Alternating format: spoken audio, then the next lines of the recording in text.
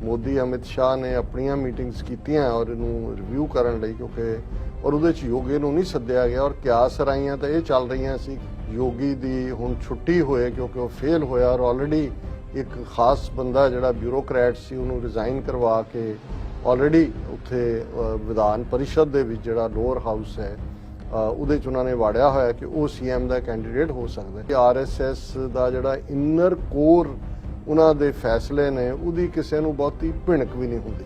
ਹੁਣ ਉਸ ਵੇਲੇ ਅਟਲ ਬਿਹਾਰੀ ਵਾਜਪਾਈ ਦੀ ਗਵਰਨਮੈਂਟ ਦੇ ਵਿੱਚ ਮਮਤਾ ਬੈਨਰਜੀ ਨੇ ਰਿਜ਼ਾਈਨ ਕੀਤਾ, ਰੇਲਵੇ ਮਿਨਿਸਟਰ ਸੀ ਗੁਜਰਾਤ 'ਚ ਇਸ ਮੈਸੈਕ ਕਰਤੇ ਔਰ ਵਾਜਪਾਈ ਖੁਦ ਵੀ ਸਮਝਦਾ ਸੀ ਕਿ ਵੀ ਇਹ ਠੀਕ ਨਹੀਂ ਹੋਇਆ ਕਿ ਵਾਜਪਾਈ ਨੇ ਇਹ ਡਾਇਰੈਕਸ਼ਨ ਦੇ ਦਿੱਤੀ ਹੈ ਕਿ ਮੋਦੀ ਰਿਜ਼ਾਈਨ ਕਰੇ ਕਿਉਂਕਿ ਉਹਨੇ ਰਾਜ ਧਰਮ ਨਹੀਂ ਨਿਭਾਇਆ।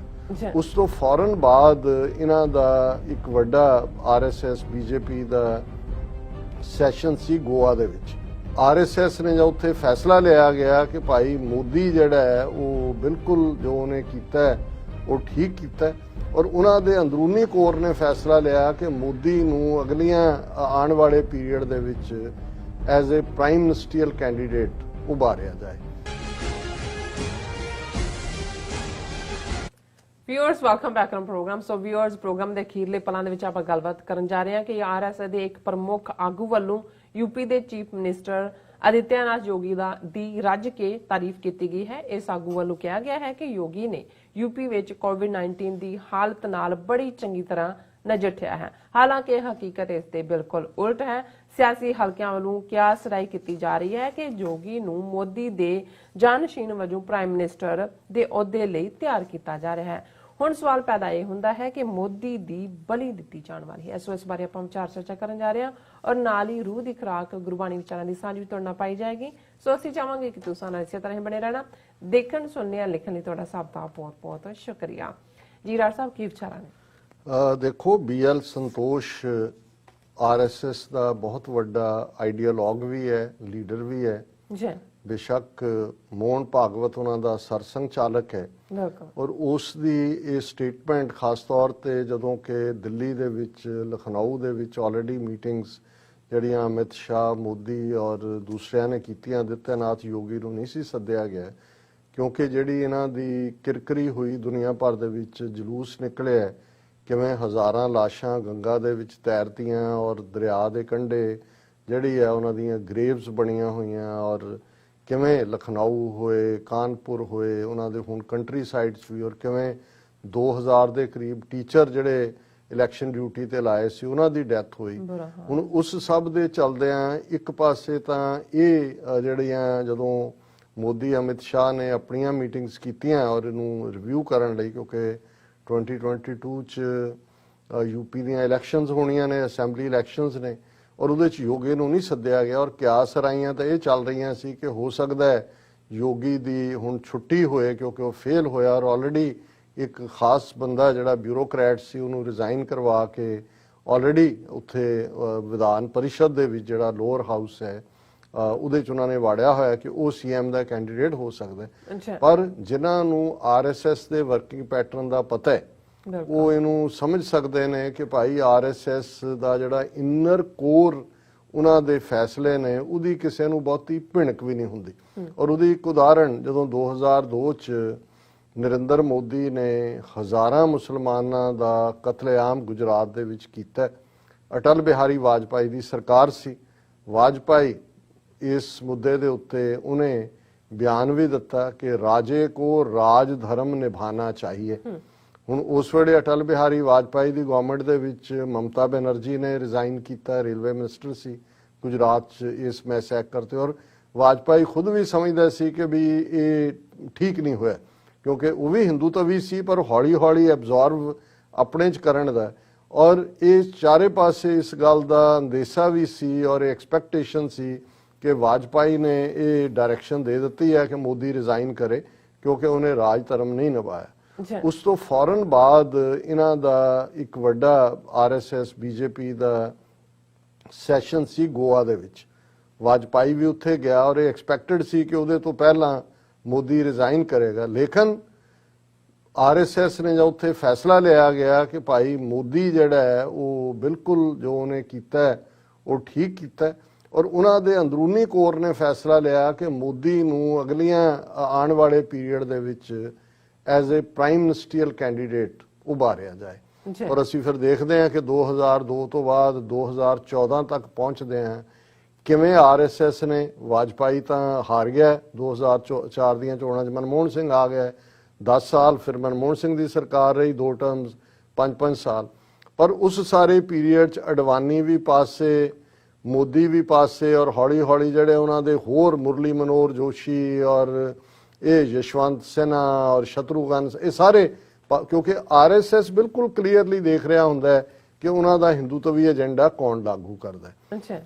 ਹੁਣ ਕੋਵਿਡ-19 ਦੀ ਮਿਸਹੈਂਡਲਿੰਗ, ਹਜ਼ਾਰਾਂ ਨਹੀਂ ਲੱਖਾਂ ਲਾਸ਼ਾਂ ਕੱਢੇ ਯੂਪੀ ਚੋਂ ਜਿਹਦੀ ਆਬਾਦੀ 22 ਕਰੋੜ ਦੇ ਕਰੀਬ ਹੈ, ਮਿਸਹੈਂਡਲਿੰਗ। ਹੁਣ ਬਹੁਤ ਸਾਰੇ ਜਿਹੜੇ ਆਪਣੇ ਆਪ ਨੂੰ ਐਕਸਪਰਟ ਕਹਿੰਦੇ ਨੇ, ਉਹ ਕਹਿੰਦੇ ਸੀ ਕਿ ਯੋਗੀ ਗਿਆ, ਹੁਣ ਫਲਾਣਾ ਜਿਹੜਾ ਬਣਾ ਦਿੱਤਾ ਵਿਧਾਨ ਪਰਿਸ਼ਦ ਦਾ ਬਿਊਰੋਕਰੈਟ ਉਹ ਆ ਜਾਏਗਾ, ਕੋਈ ਹੋਰ ਨੂੰ ਕਹਿਣ ਲੱਗ ਗਏ। ਔਰ ਆਲਰੇਡੀ ਕਿਤੇ ਨਾ ਕਿਤੇ ਮੋਦੀ ਨੂੰ ਵੀ ਇਹ ਨਜ਼ਰ ਆਉਂਦਾ ਹੈ ਕਿ ਭਾਈ ਇਹ ਸਭ ਤੋਂ ਜ਼ਿਆਦਾ ਬਦਨਾਮੀ ਤਾਂ ਯੂਪੀ ਚੋਂ ਹੋਈ। ਔਰ ਲੇਕਿਨ ਜਿਹੜਾ ਆਰਐਸਐਸ ਦਾ ਇਹ ਕੋਰ ਫੈਸਲਾ ਲੱਗਦਾ ਹੈ, ਉਹਨਾਂ ਨੂੰ ਇਹ ਲੱਗਦਾ ਹੈ ਕਿ ਵੀ ਮੋਦੀ ਤੋਂ ਬਾਅਦ, ਅਦਰਵਾਈਜ਼ ਤਾਂ ਐਕਸਪੈਕਟਡ ਇਹ ਸੀ ਕਿ 2024 ਤੱਕ ਜਿਹੜਾ ਜੇ ਮੋਦੀ ਹੈਲਥੀ ਰਹਿੰਦਾ ਉਹਨੂੰ ਇੱਕ ਟਰਮ ਹੋਰ ਦੇ ਸਕਦੇ ਨੇ। ਪਰ ਹੁਣ ਇਹਨਾਂ ਡਿਵੈਲਪਮੈਂਟਸ ਤੋਂ ਇਹ ਵੀ ਕਿਆਸ ਰਾਈਆਂ ਹੋਣੀਆਂ ਸ਼ੁਰੂ ਹੋ ਗਈਆਂ ਕਿ ਕੀ ਕਿਤੇ ਇਹ ਤਾਂ ਨਹੀਂ ਵੀ ਯੋਗੀ ਨੂੰ ਤੋੜਦਾ ਮੋਦੀ ਆਪ ਹੀ ਤੁਰਿਆ ਜਾ ਰਿਹਾ, ਉਹੀ ਜਿਹੜਾ ਉਹਨੂੰ ਕੱਢਣ ਦੀ ਤਿਆਰੀ ਹੈ। ਔਰ ਇਹ ਖਬਰ ਅੱਜ ਮੇਨਲੀ ਲੱਗੀ ਹੈ, top Sangh leader BL Santosh praises Adityanath bid to send a message all is well in UP BJP। ਹੁਣ ਦੋ ਸੀ ਕਿ ਵੀ ਹੋ ਸਕਦਾ ਆਦਿੱਤਿਆਨਾਥ ਨੂੰ, ਕਿਉਂਕਿ 2022 ਦੀਆਂ ਚੋਣਾਂ 'ਚ ਹੁਣ ਬਦਨਾਮ ਹੋ ਚੁੱਕਾ, ਇਹਨੂੰ ਪਾਸੇ ਕਰਕੇ ਕੋਈ ਹੋਰ ਚਿਹਰਾ ਦੇ ਕੇ ਇਲੈਕਸ਼ਨ ਲੜੀ ਜਾਏ। ਇਹ ਵੀ ਸੀ ਕਿ ਅਸਾਮ ਵਾਂਗ ਐਤਕੀ ਚੀਫ ਮਿਨਿਸਟਰ ਦਾ ਚਿਹਰਾ ਹੈ, ਪਰ ਆਰਐਸਐਸ ਨੇ ਸਾਫ਼ ਕਰ ਦਿੱਤਾ ਹੈ ਕਿ ਯੋਗੀ ਦੇ ਥੱਲੇ ਹੀ ਉਹ ਚੋਣਾਂ ਵੀ ਹੋਣਗੀਆਂ। ਔਰ ਇਸ ਸਾਰੇ ਚੋਂ praising chief minister Yogi Adityanath, top central saffron leader BL Santosh has said the Uttar Pradesh government effectively managed the deadly second COVID wave in a state and reduced the daily infection count by 93%। ਉਹਨੇ ਕਿਹਾ ਜੀ ਇਹ ਤਾਂ ਹੁਣ 93% ਕਢਾਤਾ, ਜਿੰਨਾ ਵਧੀਆ ਉਹਨੇ handle ਕੀਤਾ ਕੌਣ ਕਰ ਸਕਦਾ। ਔਰ ਜਦੋਂ ਅਸੀਂ ਪਿਛਲੇ ਦਿਨਾਂ 'ਚ ਡਿਸਕਸ ਕੀਤਾ ਕਿ ਕਿਵੇਂ ਚੌਧਰੀ ਚਰਨ ਸਿੰਘ ਯੂਨੀਵਰਸਿਟੀ ਦੇ ਵਿੱਚ ਆਦਿੱਤਿਆਨਾਥ ਯੋਗੀ ਦਾ ਹਠ ਯੋਗਾ, ਉਹ ਵੀ ਸਿਲੇਬਸ ਦੇ ਵਿੱਚ ਅੰਡਰਗ੍ਰੈਡ ਦਾ ਐਸੈਂਸ਼ੀਅਲ ਪ੍ਰੋਗਰਾਮ, ਔਰ ਇਹਦਾ ਠੱਗ ਦਾ ਰਾਮਦੇਵ ਦਾ ਜਿਹੜਾ ਆਪਣਾ ਯੋਗਾ ਸਾਧਨਾ ਯੋਗਾ, ਉਹਨੂੰ ਵੀ ਐਜ਼ ਏ ਸਬਜੈਕਟ ਇੰਟਰੋਡਿਊਸ ਕੀਤਾ ਇਹਨਾਂ ਦੀਆਂ ਕਿਤਾਬਾਂ ਨੂੰ। ਤਾਂ ਮੈਨੂੰ ਤਾਂ ਨਜ਼ਰ ਆਇਆ ਕਿ ਭਾਈ ਇਹ ਜਿਹੜਾ ਰਾਮਦੇਵ ਹੈ ਉਹ ਭਾਰਤ ਦੇ ਸਾਰੇ ਹੈਲਥ ਸਿਸਟਮ ਨੂੰ ਫੇਲ ਕਰ ਰਿਹਾ ਹੈ, ਲੇਕਿਨ ਆਰਐਸਐਸ ਨੂੰ ਸੂਟ ਕਰਦਾ, ਕਿਉਂਕਿ ਆਰਐਸਐਸ ਦਾ ਤਾਂ ਹਿੰਦੂਤਵਾ ਜੇ ਉਹਨਾਂ ਨੇ ਗਊ ਮੂਤਰ ਜਾਂ ਗੋਹਾ ਵੇਚਣਾ ਤੇ ਫਿਰ ਜ਼ਾਹਰ ਹੈ ਕਿ ਉਹਨਾਂ ਨੂੰ ਇਹ ਸਭ ਰਿਜੈਕਟ ਕਰਨਾ ਪਏਗਾ। ਉਹ ਤਾਂ ਵੈਕਸੀਨ ਨੂੰ ਵੀ ਜਿਹੜਾ ਜੋਕ ਬਣਾ ਰਿਹਾ ਰਾਮਦੇਵ। ਔਰ ਇਸੇ ਤਰ੍ਹਾਂ ਆਦਿੱਤਿਆਨਾਥ ਯੋਗੀ ਦੀ ਮਿਸ ਹੈਂਡਲਿੰਗ ਦਾ ਚੋਂ ਜਿਵੇਂ ਇਹਨੇ ਜਿਹੜਾ BL ਸੰਤੋਸ਼ ਨੇ ਉਹਨੂੰ ਐਂਡੋਰਸ ਕੀਤਾ, ਉਹਦੇ ਤੋਂ ਇਹ ਗੱਲ ਜ਼ਾਹਰ ਹੈ ਕਿ ਵੀ ਇਹ ਆਉਣ ਵਾਲੇ ਪੀਰੀਅਡ 'ਚ ਹੀ ਨਹੀਂ ਕਿ 2022 ਦਾ ਜਿਹੜਾ ਅਗਲੀਆਂ ਅਸੈਂਬਲੀ ਚੋਣਾਂ ਦੇ ਲਈ ਉਹਦੇ ਥੱਲੇ ਲੀਡ ਕਰਨਗੇ। ਇਸ ਗੱਲ ਦੀ ਵੀ ਪੋਸੀਬਿਲਿਟੀ ਹੈ ਕਿ ਉਹਨੂੰ ਮੋਦੀ ਤੋਂ ਵੀ ਪਹਿਲਾਂ, ਜੇ ਉਹਨਾਂ ਨੇ ਕਿਹਾ ਜੇ ਭਾਂਡਾ ਭੰਨਣਾ ਹੀ ਹੈ ਇਹ ਸਾਰੀ ਫੇਲਿਅਰ ਦਾ, ਤੇ ਮੋਦੀ ਦੇ ਸਿਰ ਤੇ ਭੰਨੋ। ਆਦਿੱਤਿਆਨਾਥ ਯੋਗੀ ਤਾਂ ਸਾਡਾ ਜਿਹੜਾ ਭਵਿੱਖ ਦਾ ਪ੍ਰਾਈਮ ਮਿਨਿਸਟਰ ਹੈ, ਇਹ ਗੱਲ ਨਜ਼ਰ ਆ ਰਹੀ ਹੈ। ਔਰ ਹੁਣ ਅਸੀਂ ਜਿਵੇਂ ਕਲੋਜ਼ਿੰਗ 'ਚ ਕਬੀਰ ਸਾਹਿਬ ਦੀ ਬਾਣੀ ਦੇ ਉੱਤੇ ਵਿਚਾਰ ਕਰਦੇ ਹਾਂ, ਅੱਜ ਦਾ ਸ਼ਬਦ ਵੀ ਬ੍ਰਾਹਮਣਵਾਦ ਕਿਵੇਂ ਜਿਉਂਦਿਆਂ ਨੂੰ ਤਾਂ ਲਾਸ਼ਾਂ ਬਣਾ ਦਿੰਦੇ ਨੇ ਤੇ ਲਾਸ਼ਾਂ ਨੂੰ ਫਿਰ ਕਿਰਿਆ ਕਰਮ ਦੇ ਨਾਂ ਥੱਲੇ ਤਾਂ ਲੁੱਟਦੇ ਹੀ ਲੁੱਟਦੇ ਨੇ, ਫਿਰ ਕਿਵੇਂ ਮਰਿਆਂ ਦੇ ਸਰਾਧ ਕਰਵਾਉਂਦੇ ਨੇ। ਅਕਤੂਬਰ ਦਾ ਮਹੀਨਾ ਜਿਹੜਾ ਆਸੂ ਦਾ ਮਹੀਨਾ ਹੁੰਦਾ ਹੈ, ਉਹ ਸਰਾਧਾਂ ਦਾ ਹੁੰਦਾ ਹੈ ਆਸੂ, ਕਿ ਜੀ ਜਿਹੜੇ ਤੁਹਾਡੇ ਮਰ ਗਏ ਉਹ ਅੱਗੇ ਬੈਠੇ ਨੇ ਭੁੱਖੇ ਪਿਆਸੇ, ਉਹਨਾਂ ਨੂੰ ਤੁਸੀਂ ਬਹੁਤ ਵਧੀਆ ਭੋਜਨ ਖੀਰ ਔਰ ਦੂਜਾ ਦਕਸ਼ਣਾ ਬਾਹਮਣ ਆਪ ਹੀ ਖਾਂਦਾ। ਤੇ ਸਰਾਧਾਂ 'ਚ ਇੱਕ ਦਿਨ ਐਸਾ ਹੁੰਦਾ ਅਖੀਰਲਾ ਦਿਨ ਜਿਸ 'ਚ ਉਹ ਕਾਵਾਂ ਤੇ ਕੁੱਤਿਆਂ ਲਈ ਰੱਖਿਆ ਹੁੰਦਾ ਕਿ ਵੀ ਉਸ ਦਿਨ ਸਰਾਧ ਉਹਨਾਂ ਨੇ ਖਾਣਾ ਤਾਂ ਕਿ ਤੁਹਾਡੇ ਬਜ਼ੁਰਗਾਂ ਨੂੰ ਪਹੁੰਚ ਜਾਏ। ਉਹਨਾਂ ਨੂੰ ਜਿਹੜੇ ਮਰ ਜਾਂਦੇ ਨੇ ਉਹਨੂੰ ਪਿੱਤਰ ਕਹਿੰਦੇ ਨੇ।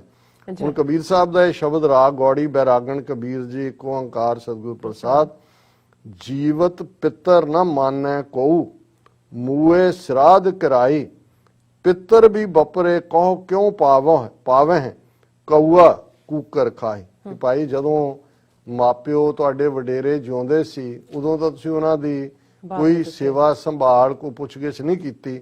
ਹੁਣ ਜਦੋਂ ਮਰ ਗਏ ਨੇ ਉਹਨਾਂ ਦੇ ਤੁਸੀਂ ਸਰਾਧ ਕਰਵਾ ਰਹੇ ਹੋ ਕਿ ਉਸ ਵਿਚਾਰੇ ਮਰੇ ਹੋਏ ਤੱਕ ਤਾਂ ਕੀ ਪਹੁੰਚਣਾ, ਪਿੱਤਰ ਤੱਕ ਜੋ ਹੈ ਉਹ ਕਾਂ ਤੇ ਕੁੱਤੇ ਕਊਆ ਕੂਕਰ ਖਾਈ ਉਹਨਾਂ ਦੇ ਵੱਡੇ ਭਾਗ ਨੇ ਵੀ ਉਹਨਾਂ ਨੂੰ ਖਾਣ ਨੂੰ ਮਿਲ ਜਾਂਦਾ ਹੈ। ਔਰ ਤੁਸੀਂ ਜਿਉਂਦਿਆਂ ਨੂੰ ਰੋਲਿਆ ਆਪਣੇ ਮਾਪਿਓ ਨੂੰ, ਬਜ਼ੁਰਗਾਂ ਨੂੰ, ਔਰ ਇਹ ਬਾਹਮਣ ਦੇ ਇਸ ਪਖੰਡ ਦੇ ਵਿੱਚ ਤੁਸੀਂ ਫਸੇ ਹੋਏ ਹੋ।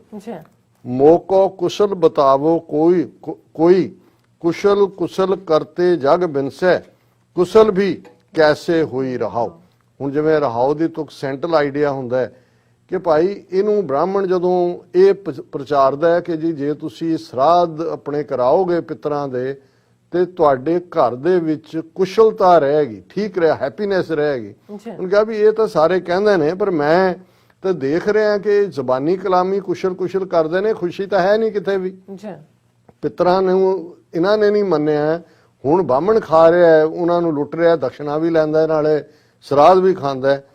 ਫਿਰ ਮਾਟੀ ਕੇ ਕਰ ਦੇਵੀ ਦੇਵਾ ਤਿਸ ਆਗੇ ਜਿਉ ਦੇਹੀ ਐਸੇ ਪਿੱਤਰ ਤੁਮਾਰੇ ਕਹੀਏ ਆਪਨ ਕਿਹਾ ਨਾ ਲਹੀ। ਹੁਣ ਫਿਰ ਗੱਲ ਕੱਲੀ ਸਰਾਧਾਂ ਤੱਕ ਨਹੀਂ ਹੁੰਦੀ, ਜਦੋਂ ਵਿਆਹ ਆਉਂਦਾ ਉਸ ਘਰ 'ਚ ਉਹਦੇ 'ਚ ਵੀ ਬ੍ਰਾਹਮਣ ਕਹਿਣਗੇ ਕਿ ਜੀ ਇੱਕ ਥਾਂ ਬਣਾਓ ਜਿਹਦੇ 'ਚ ਦੇਵੀ ਦੇਵਤਾ ਜਿਹੜਾ ਆਪਣੇ ਪਿੱਤਰਾਂ ਦੀ ਮਟੀ ਬਣਾਓ ਔਰ ਉਸ ਦੇ ਉੱਤੇ ਫਿਰ ਤੁਸੀਂ ਜਿਹੜਾ ਬੱਕਰੇ ਦੀ ਬਲੀ ਦਿਓ ਤਾਂ ਕਿ ਤੁਹਾਡੇ ਪਿੱਤਰਾਂ ਤੱਕ ਜਿਹੜਾ ਹੈ ਉਹ ਇਹ ਪਹੁੰਚ ਜਾਏ ਔਰ ਉਸ ਸਾਰੇ ਦੇ ਨਾਲ ਤੁਹਾਡੀ ਕੁਸ਼ਲ ਖੇਮ ਵੀ ਹੋਏ। ਤਾਂ ਕਬੀਰ ਸਾਹਿਬ ਕਹਿੰਦੇ ਨੇ ਕਿ ਭਾਈ ਮਿੱਟੀ ਦੇ ਤੁਸੀਂ ਦੇਵੀ ਦੇਵਾ ਬਣਾਏ, ਉਹਦੇ ਅੱਗੇ ਤੁਸੀਂ ਮੁਰਦਾ ਮਟੀ ਦੇ ਅੱਗੇ ਜਿਉਂਦੇ ਬੱਕਰੇ ਦੀ ਬਲੀ ਦਿੱਤੀ ਵੀ ਤੁਹਾਡੇ ਪਿੱਤਰ ਕਿਉਂ ਜੇ ਵਿਚਾਰੇ ਨੇ ਆਪਨ ਕੇ ਉਹਨਾਂ ਨੂੰ ਤਾਂ ਕੁਛ ਨਹੀਂ ਮਿਲਿਆ, ਤੁਸੀਂ ਖਾ ਗਏ ਹੋ ਸਾਰੇ ਚੋਂ।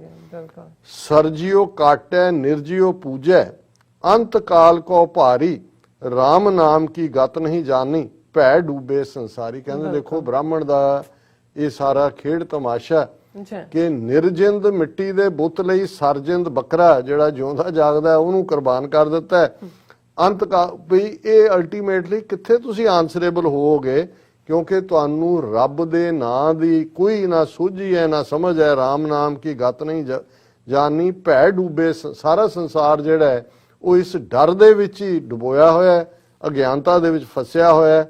ਦੇਵੀ ਦੇਵਾ ਪੂਜੈ ਡੋਲੇ ਪਾਰ ਬ੍ਰਹਮ ਨਹੀਂ ਜਾਣਾ ਕਹਿਤ ਕਬੀਰ ਅਕਲ ਨਹੀਂ ਚੇਤਿਆ ਵਿਖਿਆ ਸਿਉ ਲਪਟਾਨਾ। ਕਿ ਆ ਦੇਵੀਆਂ ਤੇ ਦੇਵੇ ਇਹ ਪੱਥਰ ਬੁੱਤ ਪ੍ਰਸਤੀ ਕਰਕੇ ਤੁਸੀਂ ਫਸੇ ਹੋਏ ਹੋ ਔਰ ਉਹਦੇ ਚ ਉਹਨੂੰ ਪੂਜ ਕੇ ਡੋਲਦੇ ਜਾ ਰਹੇ ਹੋ, ਪਾਰ ਬ੍ਰਹਮ ਨਹੀਂ ਜਾਣਾ।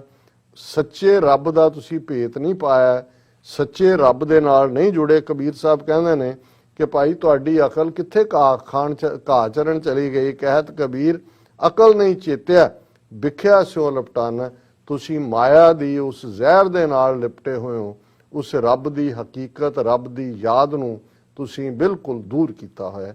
ਇਹ ਅੱਜ ਦਾ ਵਿਚਾਰ ਜੀ। ਡਾਕਟਰ ਸਾਹਿਬ ਤੁਹਾਡਾ ਬਹੁਤ ਬਹੁਤ ਸ਼ੁਕਰੀਆ, ਤੁਸੀਂ ਅੱਜ ਦੇ ਆਇਮੀ ਸ਼ੁਰੂ ਤੇ ਅੱਜ ਦਾ ਵਿਚਾਰ ਸਾਡੇ ਦਰਸ਼ਕਾਂ ਨਾਲ ਸਾਂਝਾ ਕੀਤਾ। ਸੋ ਅਸੀਂ ਆਪਣੇ ਵਿਊਅਰਸ ਕੋਲ ਲੈਣੀ ਇਜਾਜ਼ਤ। ਵਿਊਅਰਸ ਸਾਡੇ ਪ੍ਰੋਗਰਾਮ ਦਾ ਸਮਾਂ ਇੱਥੇ ਸਮਾਪਤ ਹੁੰਦਾ। ਤੁਸੀਂ ਆਪਣੀ ਰਾਏ ਤੇ ਸੁਝਾਅ ਸਾਨੂੰ ਭੇਜਣਾ ਭੁੱਲਣਾ। ਸਾਡੇ ਇਸ ਪਤੇ ਤੇ sos@tv4.tv ਤੇ ਅਸੀਂ ਆਪਣਾ ਪ੍ਰੋਗਰਾਮ ਲੈ ਕੇ ਫਿਰ ਦੁਬਾਰਾ ਤੁਹਾਡੇ ਰੂਬਰੂ ਹੋਵਾਂਗੇ। ਤਦ ਤੱਕ ਲਈ ਮੈਨੂੰ ਤੇ ਆਪਣਾ ਸੁਣਾ ਗਿਆ ਦੋ ਦੇਖਦੀ ਰਹੋ TV4। ਭਲਾ ਦੇ ਫਤਿਹ। ਵਾਹਿਗੁਰੂ ਜੀ ਕਾ ਖਾਲਸਾ, ਵਾਹਿਗੁਰੂ ਜੀ ਕੀ ਫਤਿਹ। ਰੱਬ ਰਾਖਾ।